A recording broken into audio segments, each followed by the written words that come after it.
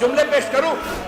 آیت اللہ اشتہاردی نے جو جملے لکھے ہیں، کہا ایک مرتبہ شام کے زندان میں بہت تاریکی تھی، رات کو جناب سکینہ نے خواب دیکھا، خواب میں اپنے بابا حسین کو دیکھا، ایک رو کے جملہ کہا بابا اب مجھے چھوڑ کے مت جانا، بابا شمر نے مجھے بڑے تماچے مارے، بابا میں مسلسل چچا عباس کو پکارتی رہی، میں نے بہت کہا امو میری مدد کو، بابا مجھے ساتھ لے جاؤ میں جینا نہیں چاہتی۔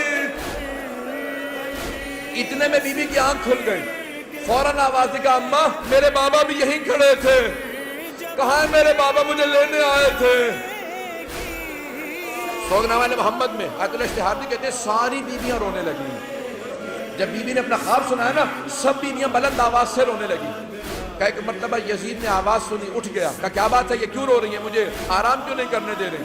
کہا ایک بچی ہے بار بار کہتی مجھے اپنے بابا کے پاس جانا۔ کہا کون ہے اس کا باپ؟ کہا وہ حسین کی بیٹی ہے۔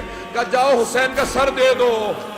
ایک تشت میں سر سید الشہداء کو رکھا، اس پہ ایک کپڑا ڈالا، جب تشت لائے ساتھ میں ایک مشل تھی، ایک چراغ تھا، بی بی نے ایک مرتبہ مشل کو ایک مرتبہ اس تشت کو آتے دیکھا، بی بی نے کہا مجھے کھانا نہیں چاہیے، مجھے کوئی پیاس نہیں، بھوک نہیں ہے، مجھے بابا کے پاس جانا۔ اس نے تشت سے کپڑا ہٹایا، بی بی نے بابا کے سر کو دیکھا، کہا بابا جب خیمے سے گئے تھے آپ کی رگیں کٹی ہوئی نہیں تھی، بابا میری محبت کا واسطہ میرے پاس آ جاؤ۔ ایک مرتبہ تشت سے سر اٹھا، بی بی نے آغوش میں لیا، اپنے گال کو امام حسین کے رخسار پہ رکھا، کہا بابا مجھے لے جاؤ، میں زندان میں نہیں رہنا چاہتی۔ ایک مرتبہ بیویوں نے ہلکا باندھا، رونا شروع کیا، دیکھا بچی گر گئی۔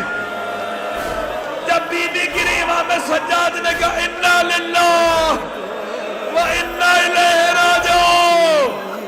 بیویاں سمجھ گئی اب بچی نہیں رہی، امام سجاد نے زندان میں قبر کھو دی، جب لاشا ہاتھوں میں لیا آواز دی او 72 کے عزادار بابا اپنی بیٹی کے لاشے کو لے لو۔